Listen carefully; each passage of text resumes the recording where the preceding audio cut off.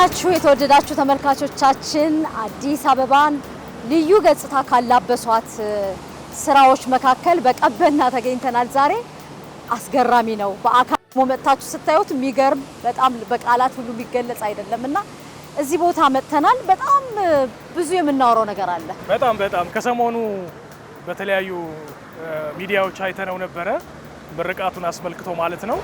እሱን መሰረት አድርገን ስንመጣ እንደዚህ ሰርፕራይዝ ያደርገናል ብለን በፍጹም አልጠበቅንም እና ቀበና በጣም አምሮበታል።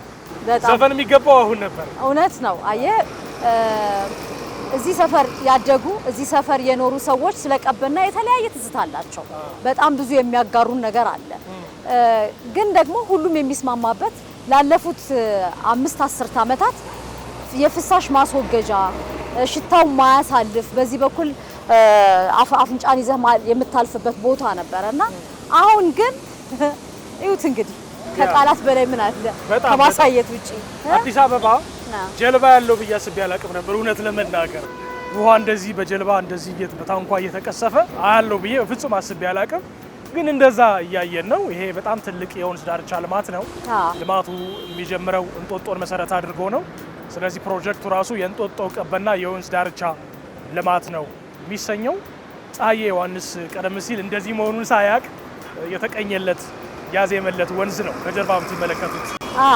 እንግዲህ ቀበና ምን ማለት ነው? ቀበና ስያሜውን እንዴት አገኘው የሚለውን ዞር ብለን አይተን ነበር አይደለ?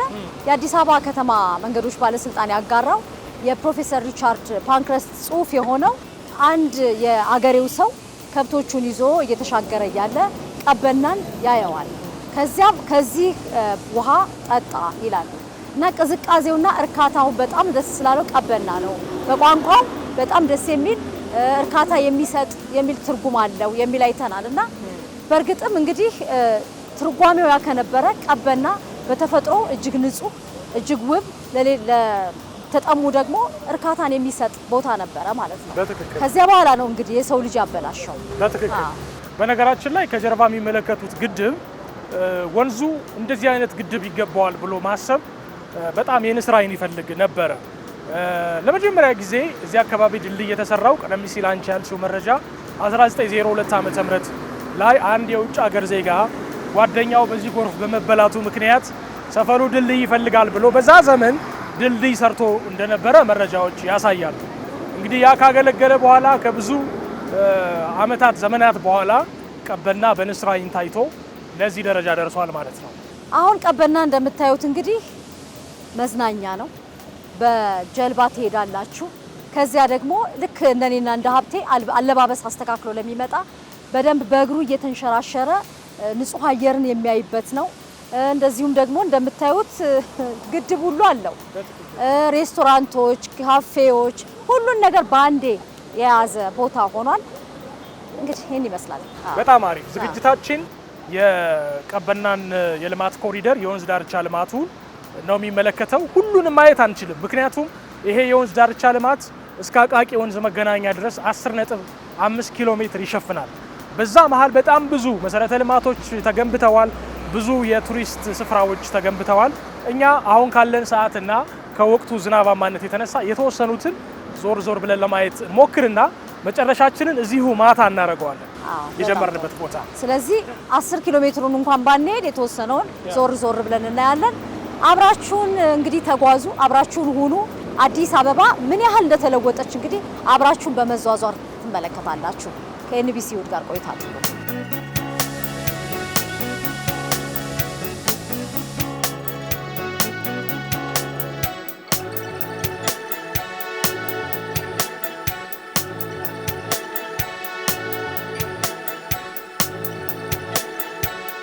እንግዲህ በዚህ በቀበና ወንዝ በጣም ብዙ ቤቶች ተጥለቅልቀዋል። ብዙ ንብረት ወድሟል። ብዙ ሕይወትም ጠፍቷል። ድንገተኛ ደራሽ ወንዝ ይመጣና ሙልት ይላል ቀበና። ከዚያ ደግሞ የፍሳሽ ጋር ያገናኙት ነበር አይደል? ያ ነበር በጣም የፀሐይን ዘፈን ግን ታስታውሻለሽ? አዎ በግጥም አይደለም ግን ዘፈኑን አስታውሷል። እንደውም ዘፈኑ በወጣ ጊዜ በጣም ኮሚክ የሆነ ሌላ ትልቅ አርቲስታችን ለቀበና እንዴት ይዘፍናል ብሎ ፎግሮ ነበር አሉ እኮ። እና ፀሐዬ ስላደገበት ብቻ ሳይሆን ይህንን አርቆ ስላየም ይመስላል። እውነት ነው። የቀበና ወንዝ ዳርቻ ልማትን የሚጎበኝ ሰው የኮከበ ጽባህ ትምህርት ቤትን ሳያይ አያልፍም። በጣም ታሪካዊ ትምህርት ቤት እንደሆነ ነው የሚገባን። ከአዲስ አበባ ትምህርት ቤቶች እንዴት ነሽ? ስንት ነው በቆሎ? ስንት? 60 ብር። ኦኬ ያው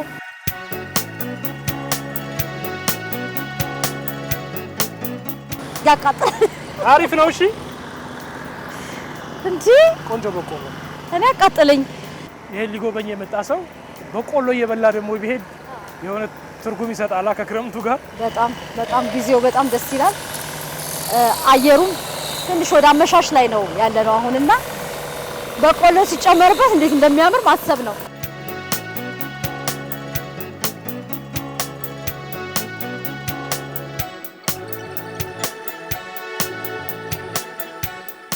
ይሄን ቦታ ማታ ማየት በጣም የተለየ ስሜት ያለው ይመስላል ከመብራቶቹ ህብር አንጻርና ኤዱ ተመልሰን ሲመሽ ብናየው ደስ ይለኛል። ሁልጊዜም ቢሆን አዲስ አበባ እንግዲህ በጣም በርካቶች የሚመጡባት ዲፕሎማቶች የሚያርፉባት ናት። የሚጎላት ይሄ ነበር። ይሄ ጽድት ያለ ቦታ ቤተሰብህንና ወዳጆችን ይዘህ ወክ የምታረግበት ቦታ እዚህ ቦታ እንሂድ ብለህ ለመዝናኛነት የምትመርጠው ቦታ ነበርና አሁን በአማራጭ በሜኑ ነው አሁን በተለይ የሀገሪቱ ዋና ከተማ አዲስ አበባ እንደመሆኗ መጠን የሚገባት ይሄ ብቻ ነው ባይባልም ያለፍንበት ግን በቃ የአንድን ሀገር ዋና ከተማ አይመጥንም እውነት ለመናገር እንደምናውቀው ማለት ነውና አንዳንድ ጊዜ የሰራን ጥሩ ሁኔታ ውስጥ ያለን ምናምን ሊመስለን ይችላል። ይሄም የአይን መከፈት ጉዳይ ነው። አዲስ አበባ ከዚህ በላይ ነው የሚገባት። ሀገራችን ደግሞ በብዙ ነገር ባለጸጋ ነች። ነገር ግን ከቱሪዝም አይን ማየት ለዛ አይደለ አሁን ከአምስቱ የኢኮኖሚ አውታሮች ውስጥ አንዱ ቱሪዝም ሆኖ በመንግስትም ከፍተኛ ትኩረት ሲሰጠው ነገሩ ዝም ብሎ ቱሪዝም የሚጎበኝ ነገር ብቻ ሳይሆን ከፍተኛ ኢኮኖሚ የሚታፈስበት ነው። እንግዲህ ስምን መላክ ያወጣዋል ነውና እንደ ስሟ አዲስ አበባ እያበበች ነው፣ እያማረች ነው፣ እጅግ ድንቅ እየሆነች ነውና በጣም ቀበና ደግሞ ሌላ ታሪክ ነው። በጣም እንግዲህ እዚህ የነበሩ ሰዎች ያደጉ ይመስክሩ ቦታው ምን ይመስል እንደነበር።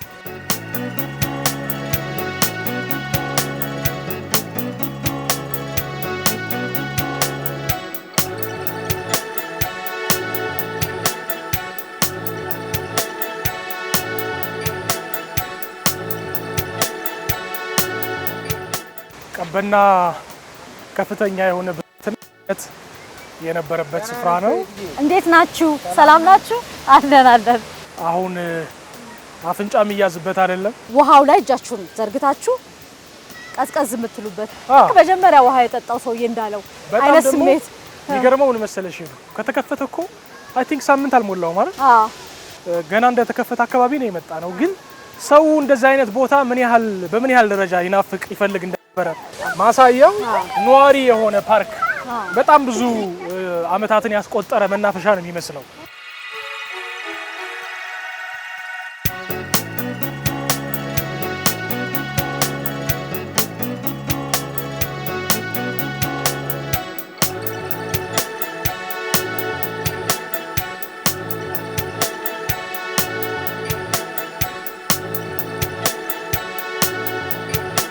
ከግድቡ በስተጀርባ በራስጌው በኩል ወክ እያደረግን ነው።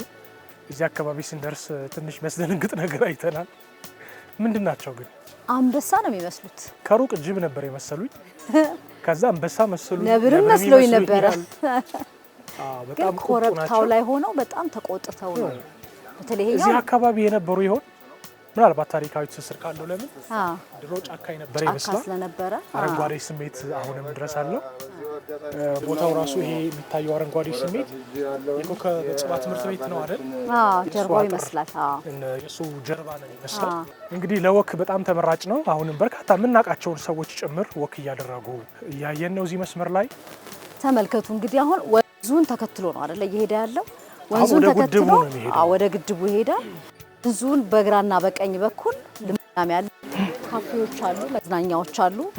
በተለያየ መንገድ ደግሞ መሻገር ይቻላል። ያኛው ድልድይ አለ፣ ጠልጣዩ ደግሞ ባለገመድ ድልድዩ አለ። ምን አይነት ስሜት እንዳለ ላይ ወጥተን ማየት አለብን ስንሻገር።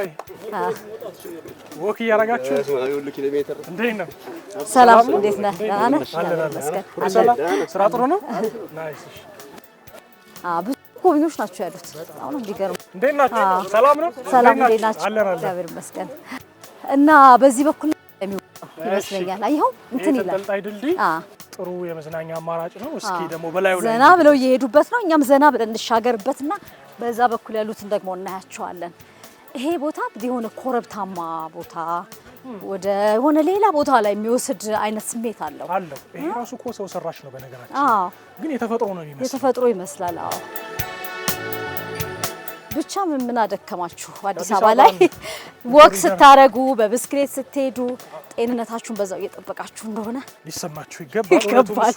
አዎ የሚገርመኝ የወንዝ ዳር ልማትና የኮሪደር ልማት ማቴሪያሎች፣ ግብአቶች፣ ሙያተኞች በቃ የሀገር ልጆች የሀገር ቤት ማቴሪያሎች ስለሆኑ እሱ ምን ያህል ሀብት እንዳለን ብንገነባን አይናችን ቢከፈት ምን ያህል ልንሰራ እንደምንችል ሳይ በሩጫ ሁሉ ነው። እንደዚህ አይነት ነገር እንዴት ነው ኤዱ ያስፈራሻል ሲንቀሳቀስ? ላይ ለማንኛውም ፊት ለፊት እሺ። እኔ የከፍታ ፍርሃት ካለባቸው ውስጥ አንዷ ነኝና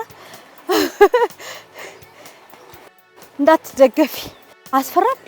ቆንጆ ነው፣ ደስ ይላል። እንዴት ናችሁ? ደህና ነህ? የሌላ መዝናኛ ነው ማለት ነው የተጀመረው እዚህ። የብረት ተንጠልጣይ ድልድይ የምንራመድበት የብረት አልመሰለኝም ነበር፣ የገመድ ነበር የመሰለና ግን የትኛውንም አይነት የሰው ሂደት መሸከም የሚችል ግራ ቀኝ መደገፊያ ያለው ደግሞ ረዘም ያለ የብረት ድልድይ ነው። በተለይ ይሄ ደግሞ የከፍታ ፍርሃት ላለበት ከባድ ነው። አሁን እያዞረኝ ነው። ለምሳሌ እውነትሽን ነው። ስወድቅ ታነሳኛለህ። ወዴት ትወድቂያለሽ? ወለሉ ላይ ካልሆነ ፍቅር ታሜ ወደዚህ አትመጡም?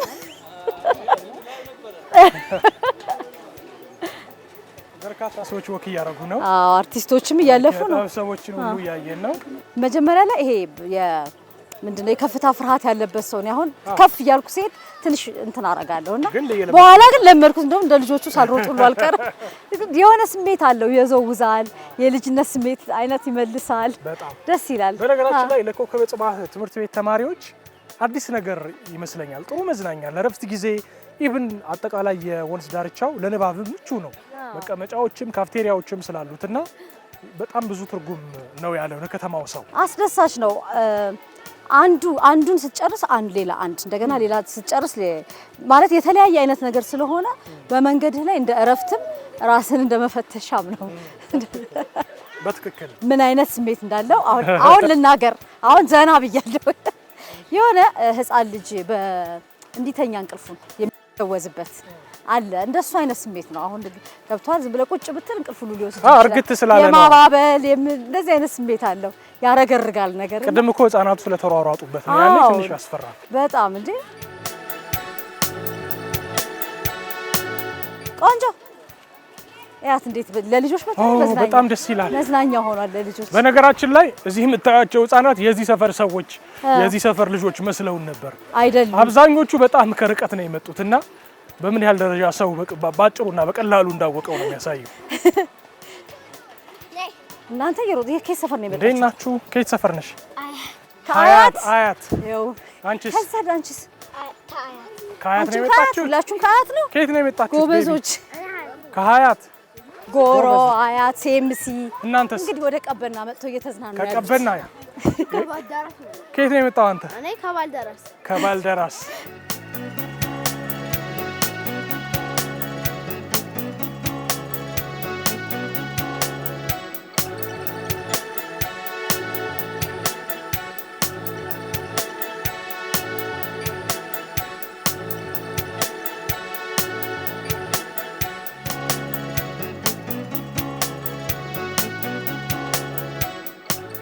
ከድልድዩ ብዙ ሩቅ አይደለም አሁን ያለንበት ቦታ ማለት ነው።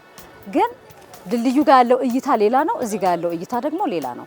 እዚህ ጋር ስንወጣ አካባቢው ላይ ያሉት አበቦች፣ ጫካው ምን ያህል በጣም ማራኪ እንደሆነ የምናይበት ቦታ ነው። እኔ ብዙ ጊዜ ምን እላለሁ መሰለ፣ አሁን ትውልደ ኢትዮጵያውያን ሌላ ሀገር ያሉ ወደ ሀገራቸው ሲመጡ ወደ ሀገራቸው ልጆቻቸውን እዛ ያወለዱ ከዚህ በልጅነት የወሰዱ ሀገራቸው ለማምጣት ሲፈልጉ የት ነው የምንወስዳቸው ብለው በተለይ መዝናኛዎችን ይጠይቃሉ። ሀገራችን ያው በባህልም በሃይማኖታዊ ቦታዎችም በቅርስም በብዙ ነገሮች ጸጋ ያላት ናት። ግን ደግሞ እነዛ ቦታዎች ላይ ለመሄድ መዳረሻዎቹ በቂ አልነበሩም፣ ወይም ደግሞ መሰረተ ልማታቸው ጥሩ አልነበረም። በችግር ነው የሚደረሰው እንደዚህ እና አሁን ግን የተሰጠንን ጸጋ እንደገና በደንብ ደግፈን በደንብ የምንዝናናበት ቦታዎች ናቸው እየተሰራ ያሉትና ከየትም ሀገር ልጆቻቸውን ይዘው የሚመጡ እንግዳ ይዘው የሚመጡ ሰዎች አሁን መኩራት ይችላሉ። በደንብ የምንወስዳቸው ቦታ አለን ይላሉ። እንደዚህ አይነት ልማቶች ሲጀመር ለትውልድ ነው የሚገነቡት። አንዳንድ ጊዜ ውጤታቸው በግንባታ ሰዓት ላይታወቅም ላይስተዋል ይችላል። ከዛ በተቃራኒውም የሆነ አረዳድ ሊኖር ይችላል ነበረም ከተማችን ውስጥ ማለት ነው። አሁን ግን ውጤቱ ሲታይ በጣም አስደሳች ነው። የከተማዋን ነዋሪ ነው ሰርፕራይዝ የሚያደርገው። ትውልድ ተሻጋሪ ዘመንን የሚሻገር በመሆኑ በጣም ትልቅ ነገር ነው። በዛ ላይ የቱሪዝም ሀብት ነው። ነዋሪው ዛሬ በነፃ ቢዝናና ነገ ግን ዶላር ያመጣል ከውጭ ቱሪስቶች አንጻር ማለት ነው። ስለዚህ በጣም ደግሞ የገረመኝ ነገር አዲስ አበባ እየተሰራች እንደሆነ እኮ ይታወቃል። ይሄ የቀበና የወንዝ ዳር ልማት ግን እየተሰራ እንደሆነ እንኳን በጣም ብዙ ሲራገብ አልሰማንም። ፋይናሊ ውጤቱን ነው ያየ ነው። ይሄ በጣም ትጋትን የሚያስተምር ይመስለኛል በጣም። ስለዚህ አሁን ክረምት ነው። በጣም ብዙ ህፃናት ከወላጆቻቸው ጋር ትምህርት ቤትም ስለተዘጋ እየተጓዙ ወክ እያደረጉ እየተሯሯጡ ይሄ ካፌ ብቻ ልጆችን ይዞ ይሄድ የነበረው ቤተሰብ አሁን መዝናኛ አየር፣ ንጹህ አየር ስለተፈጥሮ እንዲያስብ የሚያደርጉ ቦታዎች ይዞ እየመጣ ነው። የኛ በጣም ትልቁ ችግር የነበረው የአገር ውስጥ ቱሪስት የመጎብኘት ልምድ የለንም ነበር አይደለ? አሁን ግን በየሄድንባቸው ቦታዎች ማአት ሰው ነው የምናየው። የውጭ ሰው እስካሁን አላየንም። እንደውም የሀገር ውስጥ ጎብኚዎች የሀገር ውስጥ አገራቸውን የተሰራውን ነገር በደንብ አገናዝበው የወደዱትና ልጆቻቸውን ይዘው የሚያዝናኑ ብዙ ሰዎች እያየን ነው። የቱሪዝም ሰዎችም አርቲስቶችም እዚሁ ጋር ቆመን እንኳን ብዙ ሰው ሲያልፍ ያየ ነው። ይሄ ቦታ በጣም ደስ ያለኝ አንዱ ነገር የአረንጓዴ ስፍራነቱን እንዲለቅ አልተደረገም። ለምሳሌ ይሄ ቪው ሲታይ ጫካ ይመስላል። አዲስ አበባ ሆነ አይመስልም። አዲስ አበባ ያለ ነው አይመስልም። ይሄ ነገር በጣም ጥሩ ነው። ከዘመናዊ የወንዝ ዳርቻ ልማት አኳያ ይሄ በተፈጥሮ የበለጸገው ነባሩ ጥቅጥቅ ደን ደግሞ እንዲህ ተጠብቆ መኖሩ በራሱ ከተፈጥሮ ጋር ታርቀን ተስማምተን መኖር እንዳለብን የሚያሳይ ነገር ነው።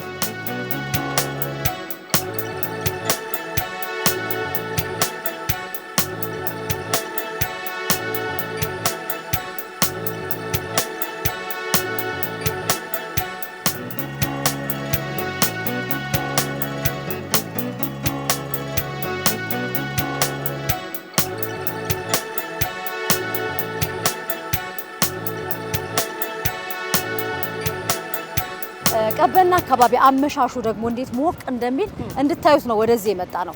ከኋላችን ፕላዛው አለ፣ ቀበና ፕላዛ። በጣም ብዙ ሰዎች ወደ ቀበና መዝናኛ ቦታዎች እየጎረፉ ነው ያሉት። ጥሩ የመዝናኛ አማራጭ አግኝተዋል። በጣም ፀሐይ ሲያዘቀዝቅ ያለው ውበት በጣም የተለየ ነው። ያለነው አንድ መንደር ውስጥ ነው። በነገራችን ላይ አጠቃላይ የወንዙ ተፋሰስ ብቻ ከ10.5 አካባቢ ኪሎ ሜትር ነው ብለናል ቀደም ሲል።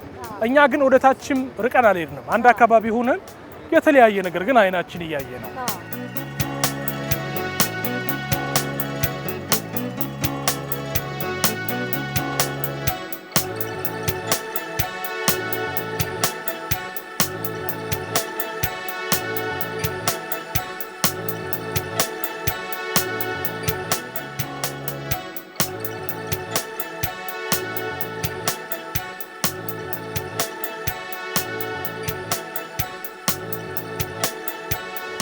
አዲስ አበባ ያላችሁ መጥታችሁ ማየት ስለምትችሉ መቼም ብዙ አንልም፣ ግን ደግሞ ከሀገር ርቃችሁ ነው ያላችሁ ቀበናን አካባቢ የምታውቁ እንግዲህ ምን ያህል እንደተለወጠ እዩት።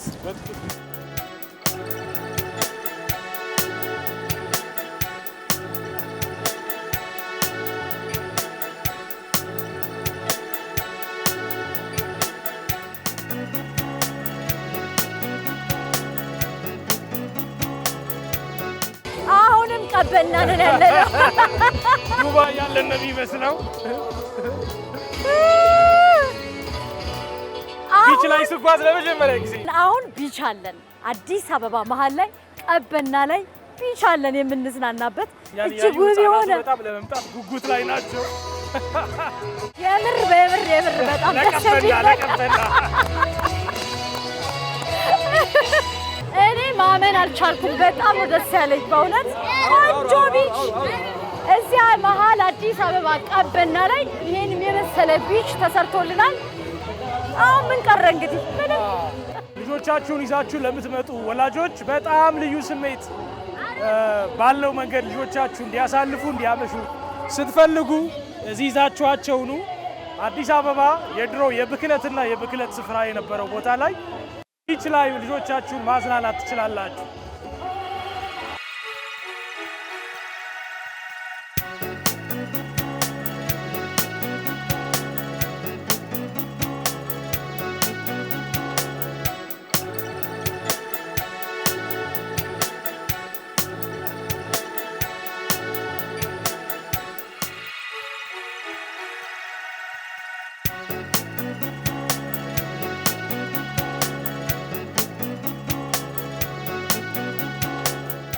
የወንዝ ዳርቻ ልማቱ ይሄን የመሰለ የመስታወት ድልድይ ደግሞ ተሰርቶበታል። ወንዙን እያየን ነው የምንጓዘው። ከስር ቀበና ኮለል እያለ እያለፈ ነው ያለው። በጣም የሚገርም ስሜት ነው ያለው። እንደምታዩት ነው ግን አይገርማችሁ? እስከ ዛሬ ድረስ ሰው በቤቱ የሚቀመጠው ለካ መሄጃ ስላልነበረው ነው የሚያስብል አይነት ነው እያየን ያለ ነውና በጣም የሰው ብዛት የመገፋፋቱ ያውም ደግሞ ፕሮጀክቱ የተመረቀው ገና በሰኔ 21 ነው የተመረቀው። ዛሬ ሳምንት ራሱ ባልሞላ ጊዜ ውስጥ የከተማው ነዋሪ በዚህ መጠን እኛ ለቀረጻ እስክንቸገር ድረስ ነው እየተገፋፋን ያለ ነው። ይሄ ደግሞ ወንዙን መሰረት አድርጎ የተሰራውን ሐይቅ ለማየት በጣም ምቹ ቦታ ነው። አዎ በጣም የሚገርማችሁ ሌላ ሀገር ላይ መልክዓ ምድራቸው ሲያምር ብለን የቀናንባቸው አገራትን የሚያስንቅ ነው። በጣም የሚያምረው እውነት በቃ ተገኝተን ደግሞ ማታ ሌላ ውበት ነው። ሌላ ደስ የሚል መብራቶቹ ጋር የሚፈጥረው ከውሃው ጋር ቢቹ ጋር ድልድዮቹ የሰው ጭፈራ አንድ ላይ ተደማምሮ የሚፈጠረው ነገር በጣም ነው ደስ የሚለው። ደስ ይላል። አገር ላይ እንዲህ ሲሆን በጣም ያስደስት ነገር ነው። ልዩ ስሜት ነው ያለው። ይሄ ውሃ አፈር ያዘለ ስለሆነ መቼም እንደዚህ በዚህ መጠን ከተሰራ ውሃውን ማንጻት ይቻላል ብዬ አስባለሁ አይደል? በተለያየ ቴክኖሎጂ ውሃው የውሃ ከለር መያዝ ሲጀምር ካፈር ነፃ ሲሆን ደግሞ የበለጠ የቀናንባቸው በፎርኬ ቀረጻዎቻቸው ጎግል አድርገን የምናያቸውን አገራት እዚህ በቀላሉ ልናይ እንችላለን ማለት ነው። እውነት ነው።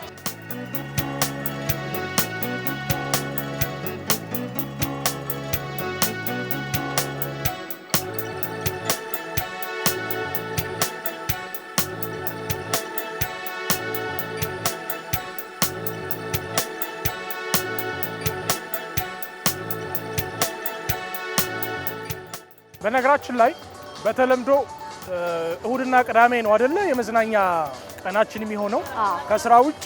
ዛሬ የእሁድ መዝናኛ ፕሮግራም ይሁን እንጂ ቀረጻውን እያካሄድን ያለነው ሮብ ቀን ነው። በሮብ ቀን በስራ ቀን ነው ይሄ ሁሉ የሰው ክራውድ የምናየው። ይሄ አንዱ የፕሮጀክቱ ውጤት ስለሆነ በጣም ያስጨበጭባል።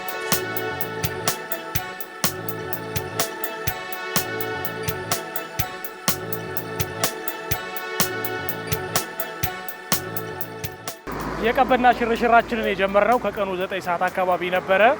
አሁን ከምሽቱ 1 ሰዓት ተኩል ነው የሚለው። ምሽት ላይ ያለውን የአካባቢውን ገጽታ ሳናይ አንሄድም ብለን ነው እስካሁን የቆየ ነው።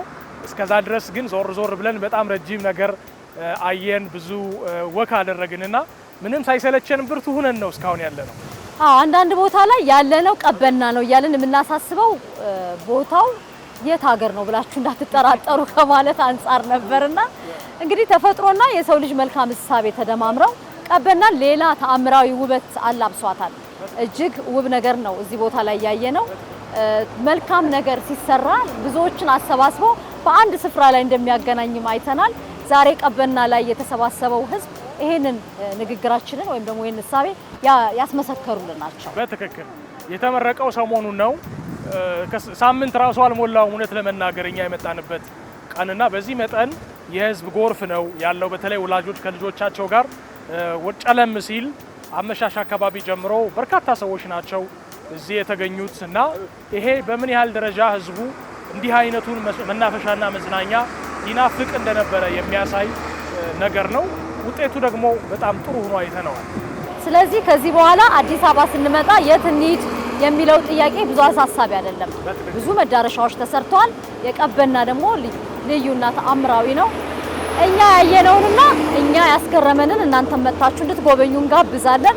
ደስ ትሰኛላችሁ። የነበረን ቆይታ ይህን ይመስል ነበር። ከዚህ በፊትም የነበረው ነገር ግን በንስር አይን በመታየቱ ምክንያት አዲስ ገጽታ ለብሶ የሰው አሻራ አርፎበት በዚህ መጠን በቴክኖሎጂ አይን ታይቶ ለዚህ በበቃው በቀበና የወንዝ ዳርቻ ልማት ላይ ያደረግነው ሽርሽር ይሄን ይመስል ነበር። እናንተም እየመጣችሁ ጎብኙ።